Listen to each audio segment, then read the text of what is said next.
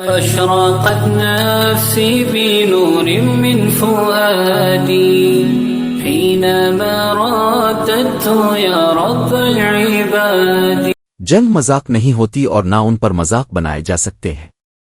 یہ جنگیں جس زمین پر چھڑ جائیں اس کو بنجر کر کے رکھ دیتی ہے. ہم نے جنگیں دیکھی ہی نہیں اس لیے کیڑا کاٹتا ہے. جن ملکوں اور لوگوں نے جنگیں لڑی انہوں نے سرحدیں تک ختم کر دی. رات کو سوتے تھے تو صبح آدھے جسم گلیوں میں ملتے تھے. ایک نہیں، دو نہیں، 100 نہیں، کروڑوں لوگ مرے. جو لوگ جنگ کا درد نہیں جانتے ان کے لیے یہ محض ایک تصور سنسنی ہو سکتا ہے، مگر جنہوں نے جنگ دیکھی ہے وہ جانتے ہیں کہ اس کا انجام کیا ہوتا ہے. تاریخ کس سے چھپی ہے؟ کیا ہم نے عراق، شام، افغانستان، فلسطین اور لیبیا کا حال نہیں دیکھا؟ آج وہاں کھنڈرات، یتیم بچے، بیوہ عورتیں اور معذور نسلیں ہیں. اقوام متحدہ کی ایک رپورٹ کے مطابق عراق کی جنگ کے بعد 60 لاکھ افراد بے گھر ہوئے.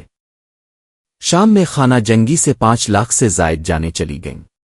اور غزہ کے حالات تو آپ کے سامنے ہیں. جنگ صرف گولی اور بم نہیں لاتی. یہ بھوک، غربت، بیماری، نفسیاتی عذاب اور لاوارث نسلوں کو ساتھ لاتی ہے.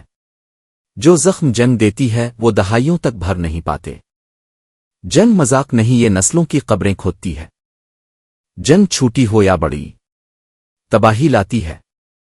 پہلی جنگ عظیم نے تقریباً 1 کروڑ 60 لاکھ جانیں نگل لی. دوسری جنگ عظیم میں 7 کروڑ سے زائد افراد مارے گئے، جس میں عام شہریوں کی تعداد افسوسناک حد تک زیادہ تھی.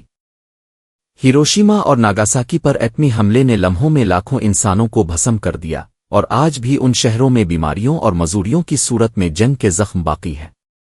یاد رکھیں، جنگ میں کوئی جیتتا نہیں. صرف لاشیں، برباد نسلیں، یتیم بچے اور بنجر زمینیں بچتی ہیں. اس لیے کسی کو مذاق میں بھی اس آگ کو ہوا نہیں دینی چاہیے. لہذا اللہ پاک سے اپنی گناہوں کی معافی مانگیں، دعا کر رہیں کہ جنگ جیسے بڑے عذاب سے ہماری حفاظت فرمائے. حالیہ دور میں جدید ہتھیار موجود ہیں، اگر ان سے جنگیں ہوئی تو تباہی ہی تباہی ہوگی، اربوں انسان قتل ہوں گے. ہمیں امن کی قدر کرنی چاہیے اور نفرت اور تشدد کو کبھی فروغ نہیں دینا چاہیے.